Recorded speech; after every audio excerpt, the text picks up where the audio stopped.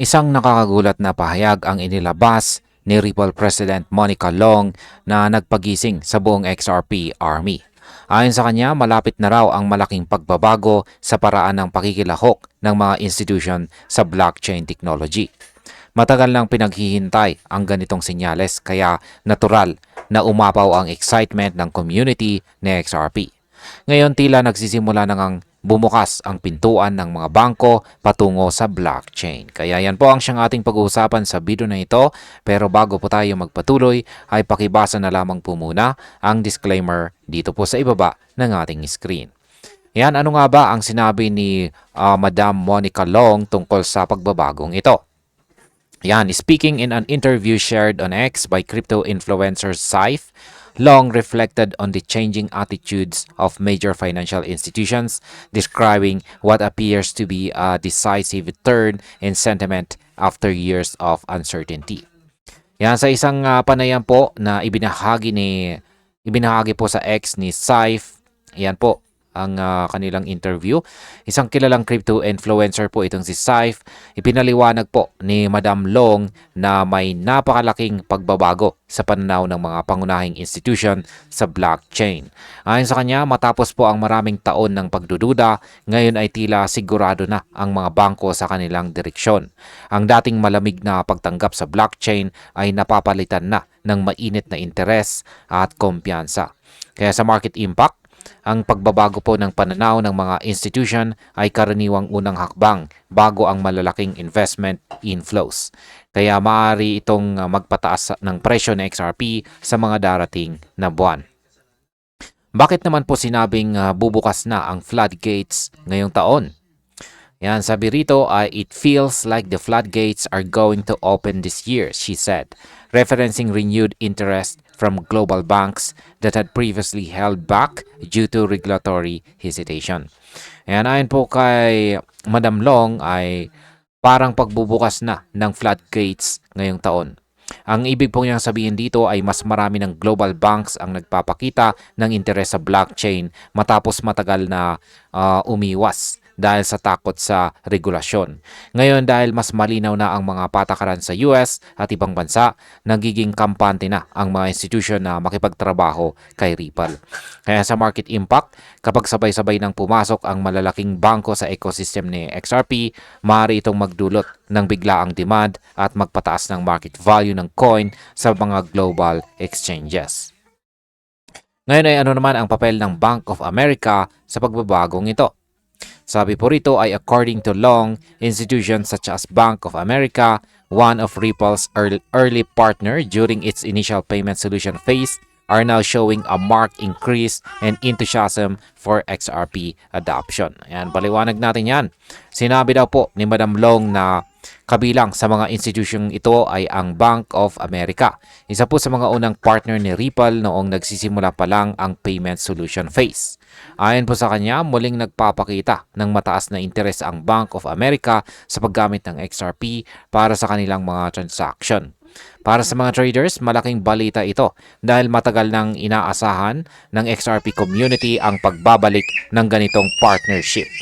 Sa market impact, kung magtutuloy-tuloy ang pagkilos ng Bank of America, maaaring maging modelo ito para sa iba pang bangko na gustong sumali sa XRP network. Dahilan para tumaas ang presyo at saka liquidity. Paano naman po nagbago ang pananaw ng mga bangko sa digital assets tulad ng XRP? Sabi po rito ay Long describe a notable shift in the approach of banking executives, particularly in the wake of recent US regulatory and political developments.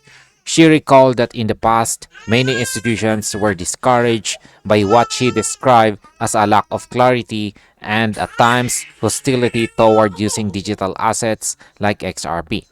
Paliwanag po natin yan. Inilarawan po ni Madam Long ang pagbabago sa ugali ng mga banking executives matapos ang mga bagong pangyayari sa politika at regulasyon sa US. Dati ay takot ang maraming bangko dahil hindi po malinaw kung paano tatratuhin ng gobyerno ang mga digital assets tulad ng XRP. May mga panahong tila kaaway pa ng gobyerno ang kripto, pero ngayon nagiging mas bukas na ang mga patakaran para sa mga kumpanya tulad ni Ripple. Sa market impact, ang regulatory clarity ay isa sa pinakamalaking driver ng institutional adoption. Kapag tuluyan na itong naging malinaw, posibleng sumunod ang iba pang global banks sa paggamit kay XRP. Ano naman ang sinabi ni Madam Long tungkol sa kumpiyansa ng mga CEO ng bangko? Sabi po niya rito ay her comments suggested that this period of hesitation is now giving way to renewed momentum. She stated, "You hear from CEOs like Bank of America saying we're all in, revealing the return of institutional confidence to XRP and the broader crypto market." Yan, ayon po kay Madam Long, tapos na ang panahon ng pagdududa. Sa halip, naririnig na raw niya mismo ang mga CEO ng malalaking bangko tulad ng Bank of America na nagsasabing, "We're all in." Ibig sabihin, buo na po ang kanilang kumpiyansa kay XRP at sa buong crypto market. Sa tagal ng pag-aalinlangan ng mga institution, napakalaking bagay na ngayon ay handa na silang sumabak po ulit. Sa market impact, ang ganito pong uri ng kumpirmadong kumpiyansa mula sa mga CEO ay karaniwang nagpapataas ng trust or pagtitiwala sa market. Kaya asahan po natin ang pagtaas ng presyo ni XRP at iba pang banking-related coins. Paano naman po nakaapekto ang eleksyon sa US sa mga plano ng Ripple? Yan, sabi po rito ay Long also link the change in tone to the US presidential election, noting that conversations with banks on partnerships in reserve banking and transaction services for Ripple stablecoin and payments operations have changed significantly. Ayan, ibinahagi rin ni Madam Long na meron na pong malaking epekto ang US presidential election sa mga usapan kay Ripple at ang mga bangko. Simula nang lumitaw ang bagong mga plano sa ekonomiya at regulasyon, naging mas madali na raw makipag-ugnayan ang Ripple sa mga bangko tungkol sa stablecoin projects at mga serbisyo sa pagbabayad. Tila nagkaroon ng bagong direksyon at mas malinaw na patakaran na nagpalakas sa loob ng mga institutions. Sa market impact, kung magpatuloy po ang pro-crypto na polisiya ng bagong administrasyon, pwedeng mapabilis ang paglago ni XRP paglago po ng XRP adoption sa US banking system at tuluyan pong magbago ang global remittance landscape. Bakit naman po sinasabing overnight na nagbago ang pananaw ng mga bangko? Sabi rito ay she explained that the shift occurred overnight after election narrative began influencing expectations about financial policy and regulatory direction. This optimism aligns with growing speculation within the digital asset space that 2025 is a turning point for institutional adoption. Ayan, paliwanag po natin yan. Ayon po kay Madam Long, parang overnight ang naging pagbabago.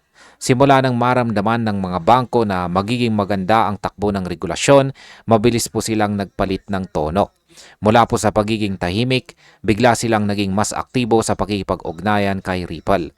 Maraming analyst ang naniniwala na ang 2025 ang magiging turning point para sa mass institutional adoption ng digital assets. Sa market impact, ang ganito pong bilis ng pagbabago ay nagpapakita ng FOMO sa institutional level na maaari pong magdulot ng mabilis na price surge kapag sabay-sabay nang bumili ang mga malalaking investors.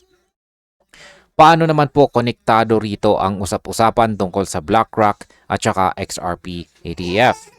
Yan ang sabi po rito ay Saif, who shared the interview, remarked that once BlackRock announces its XRP exchange-traded fund or ETF, it could trigger a surge in institutional participation, an expectation widely echoed across the crypto community, though not confirmed by either company.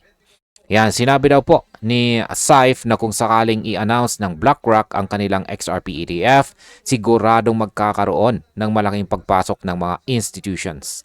Ang posibilidad na ito ay pinag-uusapan na ng buong crypto community kahit wala pang opisyal na kumpirmasyon. Pero alam natin na kapag ang isang higanting kumpanya tulad po ng BlackRock ay pumasok, laging may kasunod po ito na malaking paggalaw sa market. Sa market impact, ang announcement po ng BlackRock XRP ETF ay maaaring magsilbing spark na magpapataas sa presyo ng XRP at magpapasimula ng panibagong bullish cycle. Ngayon ay ano naman ang ibig sabihin ng bagong kumpiyansa ng mga institutions? Sabi po rito ay Long's remarks suggest that Ripple sees a clear path forward for deeper collaboration between financial institutions and blockchain technology providers. Ano nga bang ibig sabihin yan? Ipinapakita daw po ng mga sinabi ni Madam Long na malinaw na para kay Ripple ang direksyong tinatahak ng industriya. Ang mga bangko na dati ay nag-aalangan, ngayon ay bumabalik na para pag-usapan ang paggamit ng blockchain sa kanilang operasyon.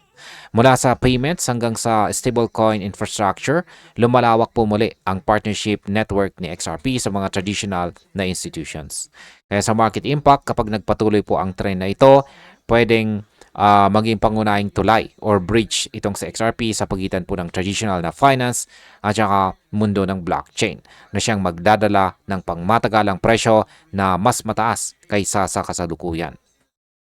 Bilang panghuli, ang opinion ko naman tungkol dito ay para sa atin bilang mga traders at investors ay matagal na pong naghihintay ng ganitong sinyales ay sa dami po ng positibong balita mula sa mga pahayag ng mga CEO sa posibleng XRP ETF hanggang sa pagbabalik ng interes ng mga bangko ay malinaw na papasok na po tayo sa bagong yugto ng adoption.